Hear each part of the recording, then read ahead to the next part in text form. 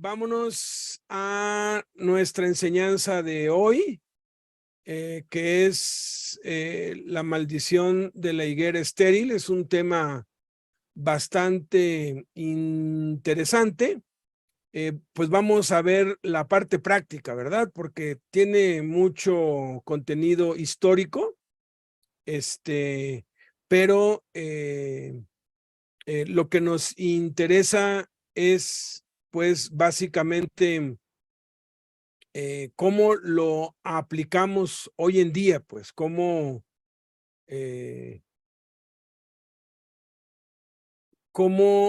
pues, o sea, nosotros, pues, podemos poner en práctica la palabra de Cristo en nuestra vida. Esta serie se llama Aprendiendo a Cristo conforme a la verdad que está en Jesús, y es el día martes ya. El día lunes por la mañana se acerca a esta higuera, ve que no tiene frutos y la maldice. Luego llegan al templo, purifica el templo por segunda vez, los niños lo alaban, sale de la ciudad, mañana, tarde y noche enseña. Al otro día, el martes por la mañana, vuelven a la ciudad y la higuera está seca, y entonces da esta enseñanza. Entonces vamos a leerlo. Los dos pasajes están nada más en Mateo y en Marcos, pero es una enseñanza muy poderosa. Dice: por la mañana al día siguiente, cuando salieron de Betania volviendo a la ciudad, tuvo hambre. Y viendo de lejos una higuera cerca del camino que tenía hojas, vino a ella.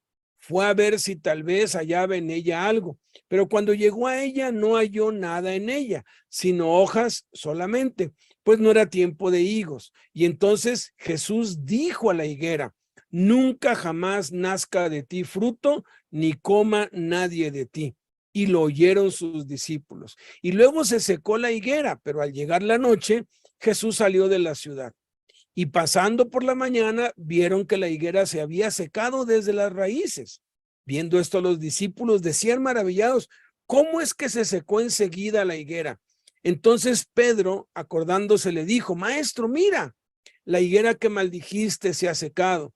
Respondiendo Jesús les dijo: tengan fe en Dios, porque de cierto les digo que si tuvieren fe y no dudaren, no solo harán esto de la higuera, sino que cualquiera que dijere este monte, quítate y échate en el mar, y no dudare en su corazón, sino creyere que será hecho lo que dice, lo que diga le será hecho. Y por tanto les digo que todo lo que pidieren en oración, creyendo que lo recibirán, les vendrá. Y cuando estén orando, perdonen si tienen algo contra alguno, para que también su Padre que está en los cielos les perdone a ustedes sus ofensas. Porque si ustedes no perdonan, tampoco su Padre que está en los cielos les perdonará sus ofensas. Eso está en Mateo 21, del 18 al 22. Si nos puedes hacer favor, Víctor. Mateo 21, 18 al 22.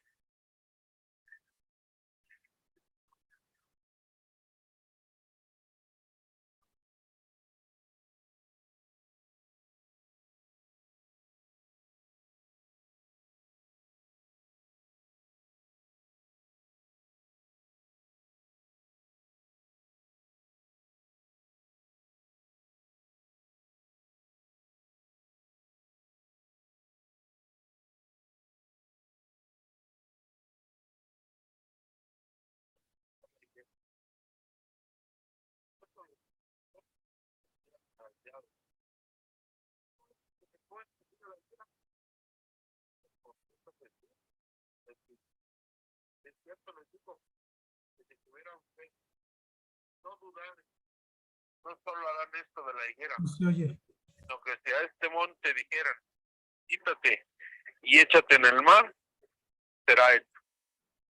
Todo lo que pidieron en oración, creyendo, lo recibirán. Amén. Ahora, Marcos 11, del 12 al 14 y del 20 al 26, por favor. Sí.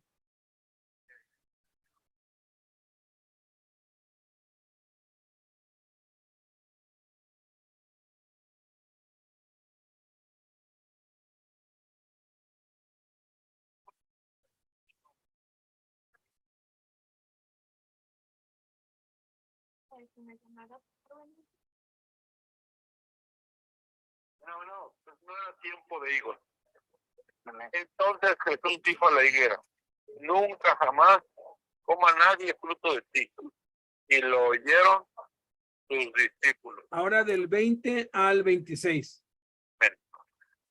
Pasando por la mañana, vieron que la higuera se había secado desde la raíz. Entonces Pedro, acordándose, le dijo, maestro, mira, la higuera que maldijiste se ha secado. Respondiendo Jesús, les dijo, tengan fe en Dios, porque de cierto les digo que cualquiera que dijera a este monte, quítate y échate en el mar, y no dudar en su corazón, sino creyere que será hecho lo que dice, lo que diga le será hecho.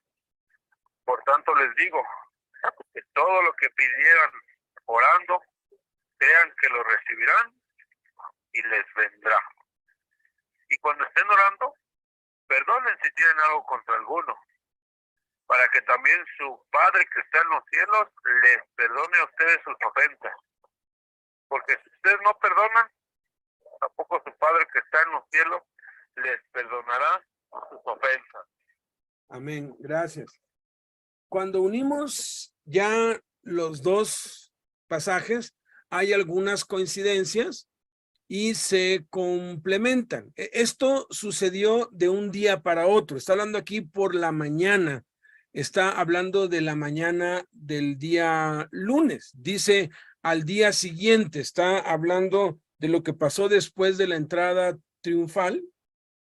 Dice, cuando salieron de Betania, volviendo a la ciudad, esto lo dice Mateo y Marcos en dos partes separadas, pero Mateo y Marcos se unen para decir que tuvo hambre. Es interesante, lo que nos revela aquí es increíble. Acuérdense que cada vez que analizamos la escritura, hay al menos tres significados. Uno es el significado literal, o sea, él tuvo hambre, él era un ser humano como tú y como yo, él era alguien sujeto a pasiones semejantes a las nuestras, como lo fue Elías, él fue 100% hombre. Pero también hay un significado contextual, hay un significado que tiene que ver con el contexto y con la historia y con el Antiguo Testamento, y el hambre también significa tener hambre y sed de justicia, el hambre y sed por ver cumplida la palabra de Dios. Yo tengo una comida que comer que ustedes no conocen, les dijo Jesús.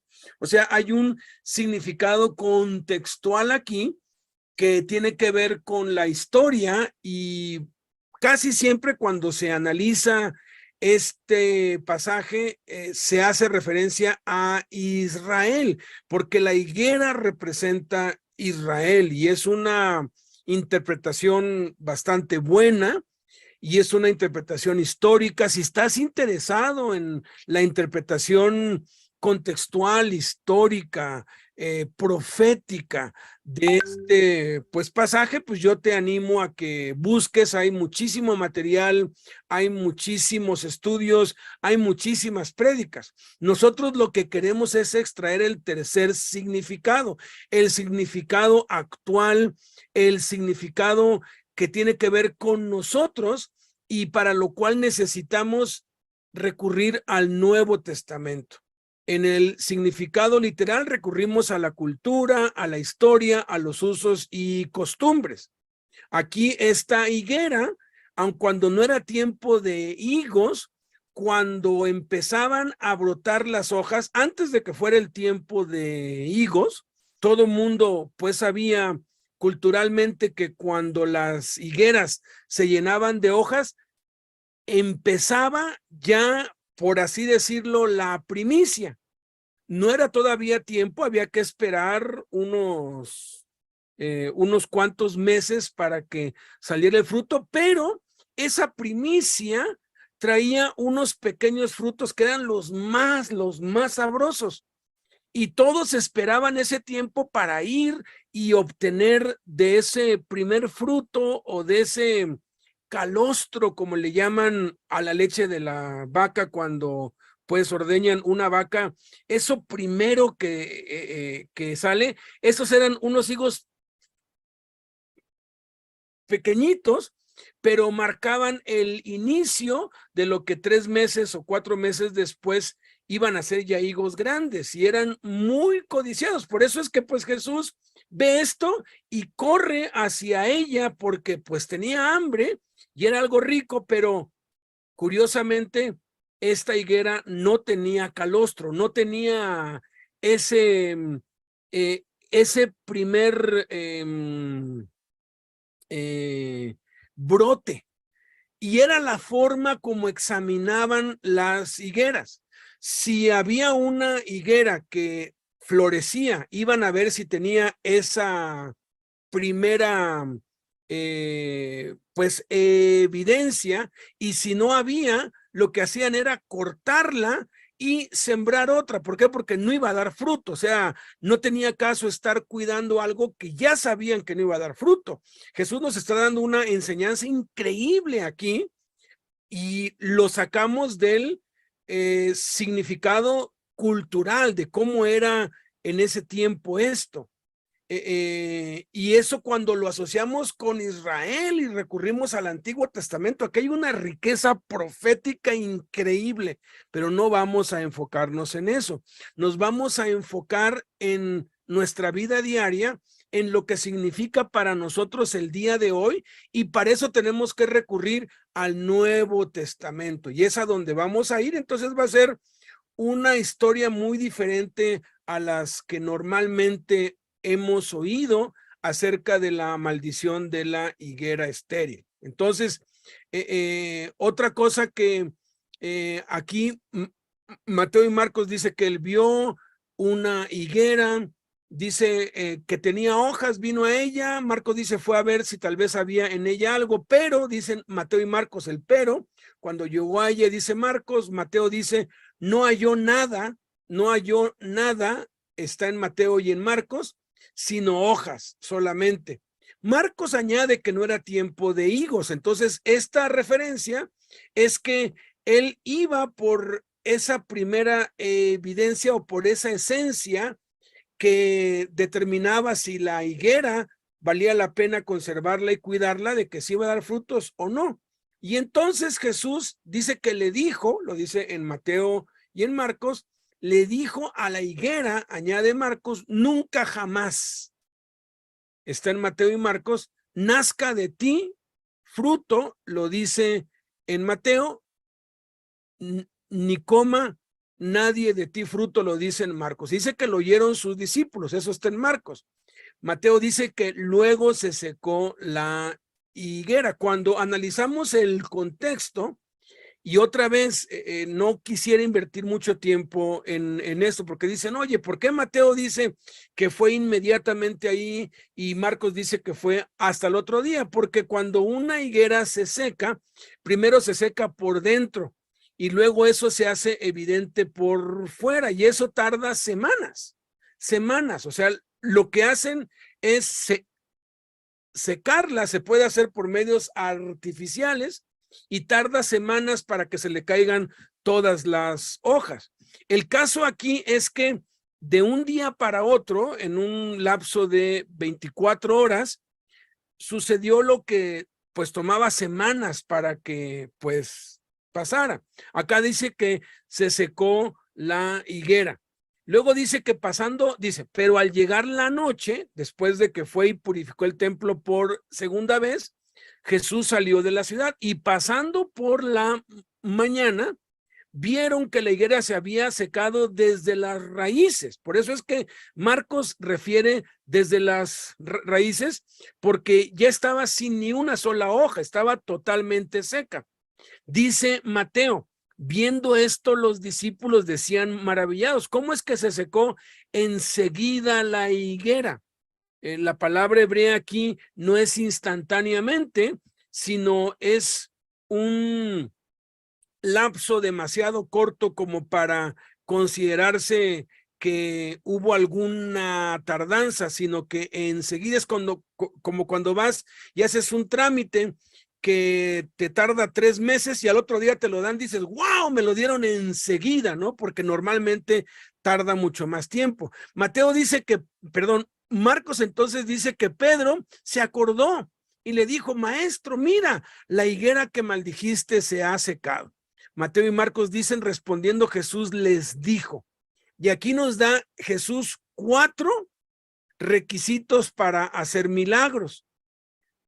Aquí está, tengan fe en Dios, nos los dice Marcos, porque Mateo y Marcos se unen para decir, de cierto les digo, él está asegurando esto, que si tuvieran fe y no dudaren, eso lo dice Mateo, no solo harán esto de la higuera, sino que Marcos añade cualquiera. Entonces los milagros están al alcance de cualquiera, ni siquiera necesitamos ser cristianos para poder hacer milagros. Escuchen, porque va a haber muchos que van a hacer milagros en el nombre de Cristo sin ser salvos, porque Jesús los va a rechazar en el día final, porque se limitan únicamente a los milagros, pero no tienen un corazón, no tienen una relación personal con Dios. Luego dice, dijere a este monte, Mateo y Marcos lo dicen, quítate y échate en el mar, y Marcos añade, y no dudar en su corazón, sino creyere que será hecho lo que dice, lo que diga, Mateo y Marcos dicen, le será hecho. Y por tanto les digo que, eso lo dice Marcos, permítame tantito, que Mateo y Marcos se unen, todo lo que pidieren en oración creyendo que lo recibirán, les vendrá. Ahí está unido Mateo y Marcos. Y solamente Marcos refiere esto. Y cuando estén orando, perdonen si tienen algo contra alguno, para que también su Padre que está en los cielos les perdone a ustedes sus ofensas. Porque si ustedes no perdonan, tampoco su Padre que está en los cielos les perdonará sus ofensas. Vamos a materia. ¿Qué aprendemos a Cristo? Lo primero que aprendemos a Cristo, y ya tomando la interpretación para nosotros actual, recurriendo al Nuevo Testamento, a lo que el Espíritu Santo enseñó, aprendemos que Jesús fue tentado en todo conforme a nuestra semejanza, porque dice que tuvo hambre. Esta frase tuvo hambre también sucedió allí en Mateo 4, cuando ayunó 40 días y 40 noches, pasados los cuales tuvo hambre. Cuando fue con la mujer samaritana, dice que también cansado del camino tuvo hambre y los mandó a comprar comida. El hambre es una necesidad fisiológica natural y tiene que ver en el contexto simbólico, en el contexto para nuestra aplicación personal con las tentaciones. Las tentaciones siempre operan de esta manera. Satanás nos viene a ofrecer algo para suplir nuestra necesidad lícita de una manera ilícita. Tener hambre no es malo. Lo que es malo es robar para suplir esa hambre. ¿Qué es lo que estableció Dios para saciar nuestra hambre? Trabajar. El que no trabaja, que no coma. Si yo tengo hambre, pues trabajo y del trabajo que yo hago obtengo un recurso o a cambio de lo que hago, como. Todos tenemos necesidades físicas, emocionales, espirituales. El deseo sexual también se puede definir como un hambre. El deseo sexual no es pecaminoso. Dios nos hizo seres sexuales, varón y hembra nos creó. Dios nos creó así. Tener deseo sexual no es malo. El problema es cuando nosotros satisfacemos el deseo sexual, nuestra necesidad, de una manera ilícita, tal como el diablo nos lo ofrece, por medio de la pornografía, la masturbación, la prostitución, la fornicación y cualquier otro medio. ¿Qué es lo que estableció Dios para que podamos saciar nuestra necesidad sexual, estableció el matrimonio, pero también estableció la santidad, porque no es algo que si no lo hago me voy a morir y me voy a volver loco, no. Así como Jesús pudo tener bajo control todas las pasiones que como humano tenía, porque él fue tentado en todo, y esto nos debe animar, nos debe alentar a que Jesús sabe por lo que estamos pasando. No importa qué tentación tengas, yo a veces tengo unas ideas y tengo unos apetitos carnales, como dice allí Pedro, ¿verdad? Absténganse de los deseos carnales, de los apetitos de la carne, que yo cuando me arrodillo le digo, no puedo concebir que tú, Jesús, hayas tenido este apetito, hayas tenido este deseo tan inmundo, tan grotesco, tan horrible. ¿Y saben qué es lo que dice Jesús? ¿Qué es lo que dice el Espíritu Santo? Sí, yo fui tentado también en eso. Tenemos que entender que la tentación no es pecado, que no podemos evitar sentir atracción o deseo por algo malo. No podemos evitar tener pensamientos abominables. ¿Por qué? Porque Satanás nos lanza sus dardos y nos lanza sus dardos en pronombre personal, como si fuéramos nosotros. Y son pensamientos que pensamos que vienen de nosotros, pero no nos equivoquemos, porque toda buena dádiva y todo don perfecto desciende de lo alto de Dios. Entonces, cuando entendemos esto, nos podemos fortalecer en Jesús y en el poder de su fuerza. Eso nos lleva a la segunda cosa que aprendemos a Cristo, que lo que de verdad le importa a Dios de nosotros es que llevemos fruto. Vio que esa higuera tenía hojas, ¿sí? La vio de lejos, vio que tenía hojas. No era el tiempo de los higos, pero ya cuando la higuera tiene hojas, ya empezó el proceso que 3 o 4 meses después va a llevar a los higos a madurar y a ser comestibles deliciosos, ¿no? Pero hay un brote, hay algo inicial, hay una evidencia inicial. ¿Y saben qué?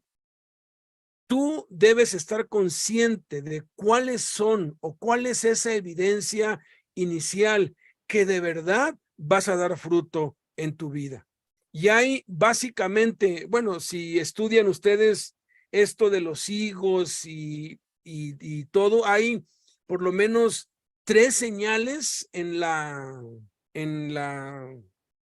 higuera por dentro que te muestran que la higuera sí va a dar fruto. Puede ser que no tenga esos pequeños frutos o esa como que no son higos, pero que se puede pues comer, pero hay evidencias, hay a veces como una miel que está pues que está pues saliendo. Esa miel que sale puede ser amarga o puede ser dulce. Y dependiendo de la textura, del color y del pues sabor, saben si la higuera va a dar fruto o no, porque están viendo si sí está sana, porque puede ser una higuera enferma y no tiene caso mantenerla, y lo que hacen es las cortan y las usan para leña, porque no van a invertir agua y cuidados en algo que saben que no va a dar fruto. Hay 3 evidencias, porque cuando se habla de fruto, tenemos que entender que la Escritura enseña que hay 7 tipos de frutos diferentes que tú y yo debemos llevar y que van uno detrás de otro. Tú no puedes dar todos los frutos juntos, tienes que empezar con uno e inmediatamente van los que siguen. Y el primer fruto que nos dice la Biblia, que nos enseña Jesús que debemos nosotros llevar, es el fruto digno de arrepentimiento. Es estar de verdad convertido, haber de verdad nacido de nuevo. ¿Cómo te puedes dar cuenta? ¿Cuáles son las 3 evidencias o las 3 señales de alguien que ha nacido de nuevo? Pues es exactamente como lo enseñó Jesús, que el nuevo nacimiento espiritual es semejante al nuevo nacimiento biológico. Por eso le dijo Jesús a Nicodemo, te es necesario nacer de nuevo, y Nicodemo lo entendió perfecto y dijo, ¿cómo es posible? ¿Tengo que volver a ser parido? O sea, ¿cómo es posible? ¿Tengo que volver a entrar al vientre de mi madre? Porque utilizó la palabra parir, tienes que ser vuelto a parir. Y así como un ser humano nace, hay tres evidencias que determinan que está vivo. La primera evidencia es que respira. La segunda evidencia es que come. Nadie le enseña a respirar a un niño recién nacido. Respiramos por instinto.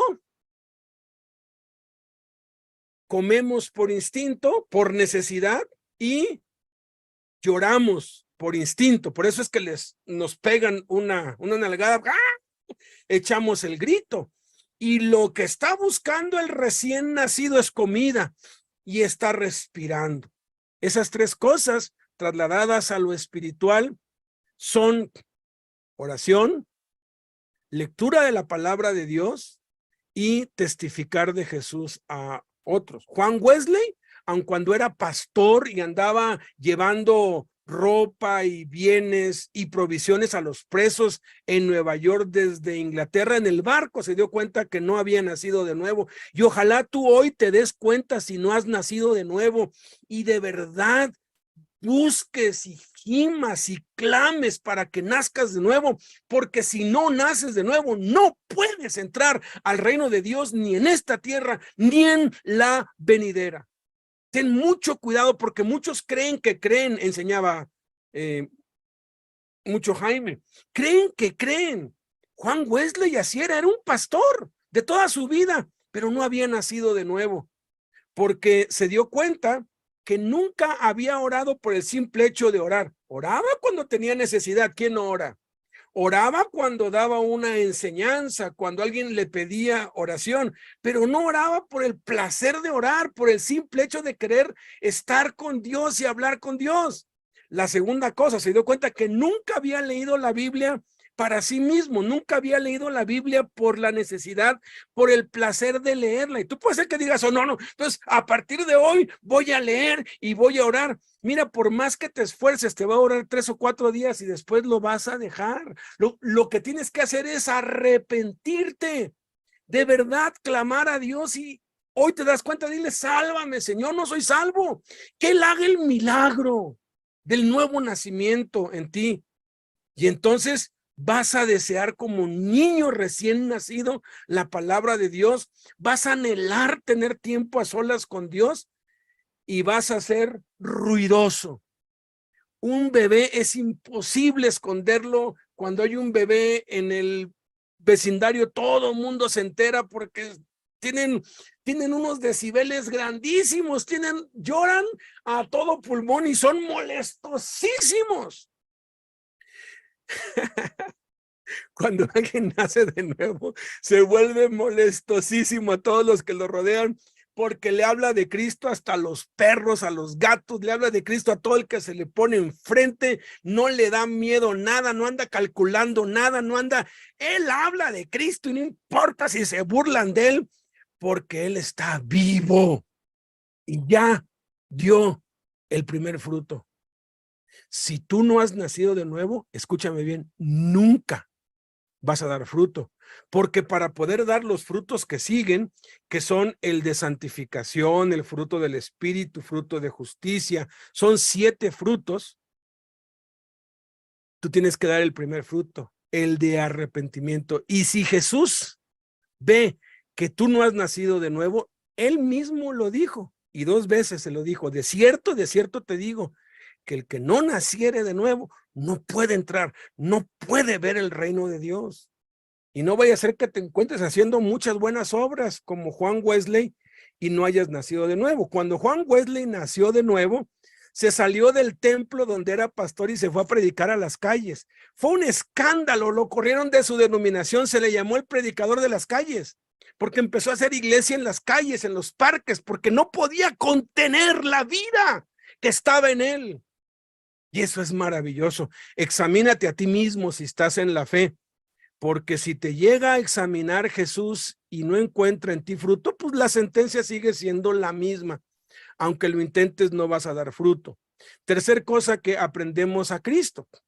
Cuando ya hemos comprobado, pues, que sí hemos nacido de nuevo, Jesús quiere que seamos testigos de sus milagros para que nosotros también los hagamos. Hay dos formas de cómo hacer milagros. Una es habiendo nacido de nuevo, y los milagros son para edificación, los milagros son para la gloria de Cristo, para la gloria de Dios, y hay quienes no han nacido de nuevo y hacen milagros, pero esos milagros son para la gloria de ellos y para la ruina y perdición de ellos, porque Dios tiene misericordia. Y si alguien aprende que poniendo las manos y creyendo que va a sanar y declara la sanidad y hace estas 4 cosas que vamos a ver ahorita y que son muy fáciles, que las hemos visto muchas veces, aquí está como que recapitulando, está aquí pues Jesús en un día está condensando todas las enseñanzas y todas las obras que él les había dado durante 3 años. Y él quiere que veamos cómo lo hace él para que nosotros lo hagamos también. La ruina para los que no han nacido de nuevo es que van a haber milagros en sus vidas y van a hacer milagros, pero van a ser para su condenación, porque como no se arrepintieron, como siguieron pecando, como siguieron tercos, como siguieron estériles, sin necesitar a Dios, sin las 3 evidencias iniciales de ser salvos, cuando llegue el día del juicio, la condenación va a ser terrible. ¿Por qué? Porque vieron el poder de Dios, pero no tuvieron una relación con el Dios que manifestaba el poder, porque no importa si eres salvo o no eres salvo. Cuando tú pones las manos y declaras sanidad y aplicas estas 4 cosas que vamos a ver aquí, funciona. Funciona, funciona, funciona. Y sí funciona y le funciona a cualquiera que lo haga. Funciona, porque es real, pero quien lo hace es Dios. Sea salvo o no sea salvo. Al final de cuentas, quien hace el milagro es el Espíritu Santo, es Dios. Los hombres no nos podemos dar ningún crédito, no hay ninguna virtud. El mismo Pedro dijo, ¿por qué ponen sus ojos en nosotros como si por nuestro poder o por nuestra virtud hubiéramos nosotros dado sanidad a este cojo de nacimiento? Pedro lo sabía perfectamente bien, entonces nada tiene que ver con que si eres muy espiritual o si eres muy santo, no tiene que ver nada, tiene que ver con 4 cosas. Entonces, ya vieron el milagro que Jesús hizo, entonces les da Jesús el primer requisito para hacer milagros. Y el primer requisito para hacer milagros es tener fe en Dios. Respondiendo, Jesús les dijo, tengan fe en Dios. Hoy en la mañana me encantó Albán, que lo dijo de una forma chihuahuense, ¿verdad? Que hay que ser muy tonto para no creer en Dios. O sea, es una tontería no creer en Dios viendo todo lo que está hecho, ¿no? Entonces, los demonios tienen fe en Dios, los demonios creen en Dios y los demonios creen en Dios y tiemblan. Entonces, tenemos que creer en Dios, pero una fe en Dios, escuchan, de alguien nacido de nuevo es para la gloria de Dios. Una fe en Dios de alguien no nacido de nuevo es para su propia gloria. ¿Se acuerdan de Simón el Mago, que le ofreció dinero a los apóstoles y les dijo, denme a mí este poder para que sobre quien yo ponga mis manos reciba el Espíritu Santo? Él quería la gloria para sí mismo. Y ahí es donde están ejemplificados los no nacidos de nuevo y los nacidos de nuevo. Entonces, vamos a concentrarnos en nosotros. Yo tengo la firme convicción que todos y cada uno de los que están aquí han nacido de nuevo. Y si algo de estas 3 cosas está fallándote, ya no tienes ese fervor, ya no hablas de Cristo, ya no es Cristo. Amén. Todo ya no hay ese fuego, ya no hay esa emoción, pues, por Cristo cada día. Entonces ten mucho cuidado. Muchos dicen, ay, es que está en su primer amor. El primer amor no debe acabar nunca, nunca. Uno debe estar siempre con todo, caray, con todo. ¿Por qué? Porque esa es la vida, ¿sí? Entonces, creer en Dios, que Dios es el que va a hacer el poder, que Dios es el que va a hacer la obra, que yo no puedo, pero que el único que puede es Dios. Segundo requisito para hacer milagros es la confesión. Dice aquí, cualquiera que dijere, dice cualquiera, eso está aquí incluidos todos, que dijere, tienes que hablarlo, tienes que decirlo, tienes que confesarlo y no necesariamente tienes que gritar, ¿no?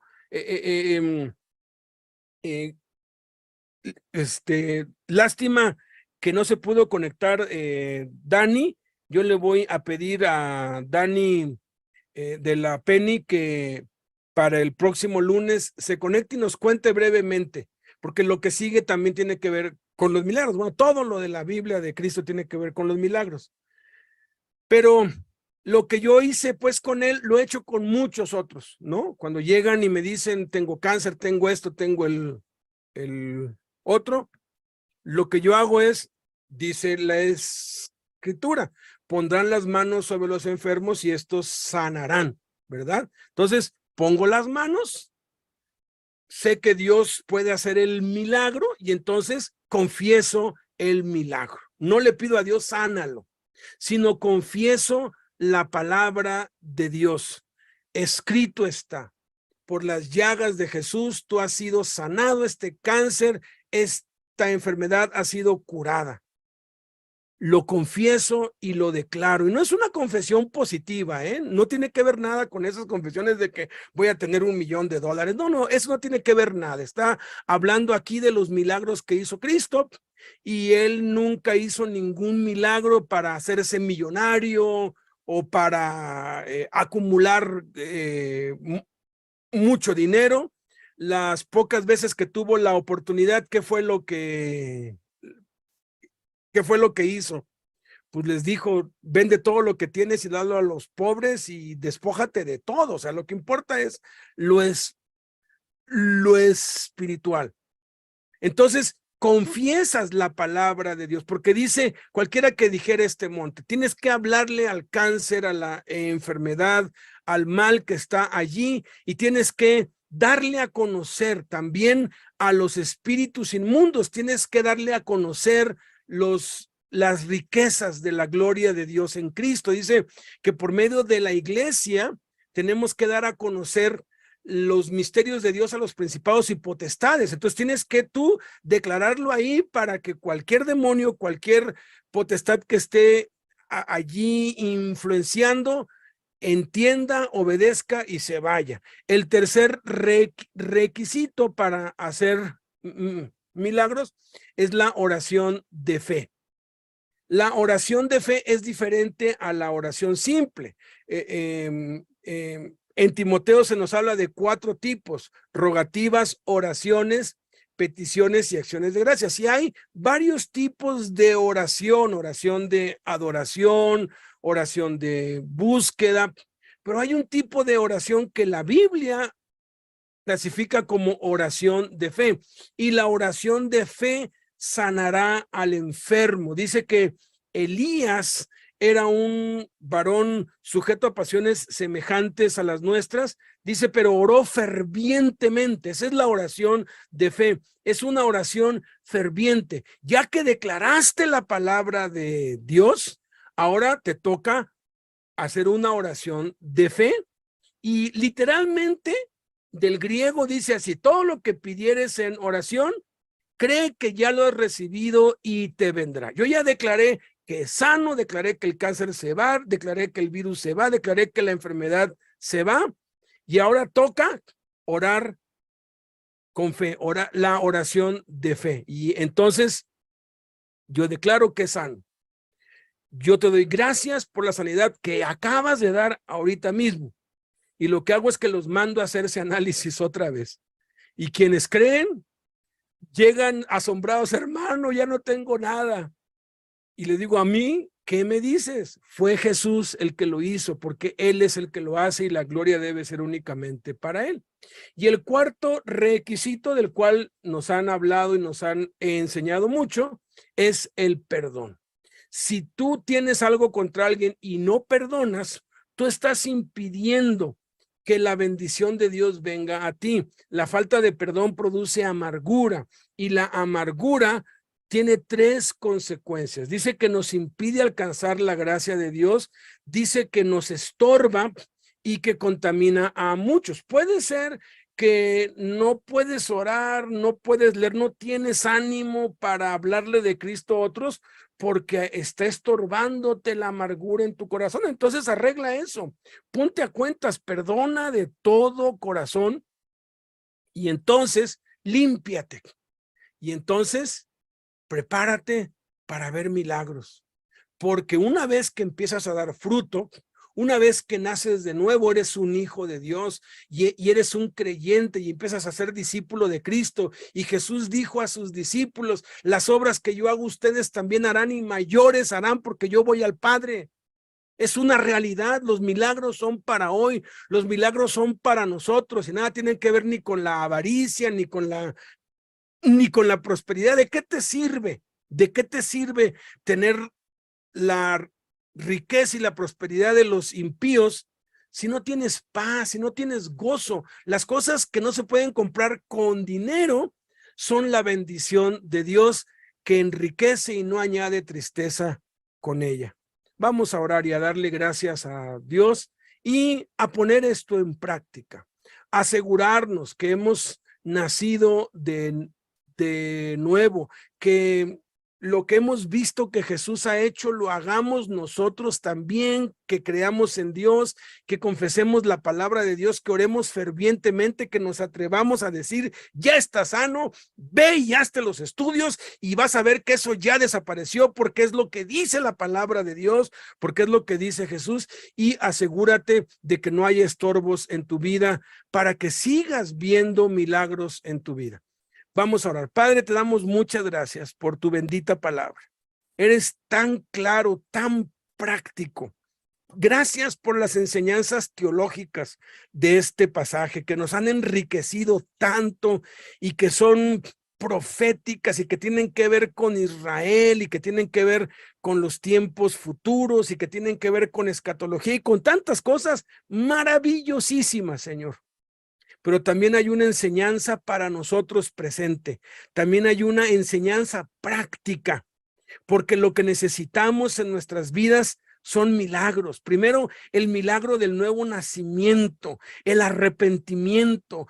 Necesitamos también el milagro para cambiar nuestro carácter, para cambiar nuestra conducta, el milagro para experimentar tu poder y poder rechazar, poder abandonar los malos hábitos, poder romper con adicciones y con hábitos. Necesitamos el milagro del poder de tu Espíritu Santo para vivir en santidad. Necesitamos el milagro del poder de tu Espíritu Santo para orar, Señor, para tener comunión contigo. Necesitamos el milagro del poder de tu Espíritu Santo para testificar, Señor, y para dejar tu palabra sembrada con todos los que nos rodean, bendito Padre.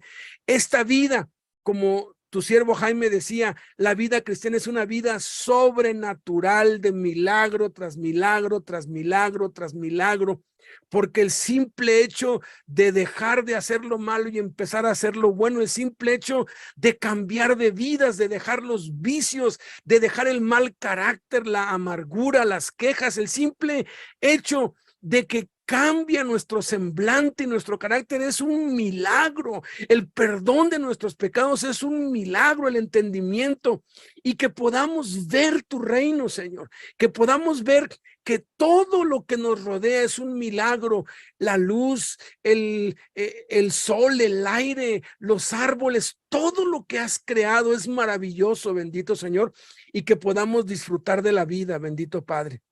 Gracias, bendito Señor.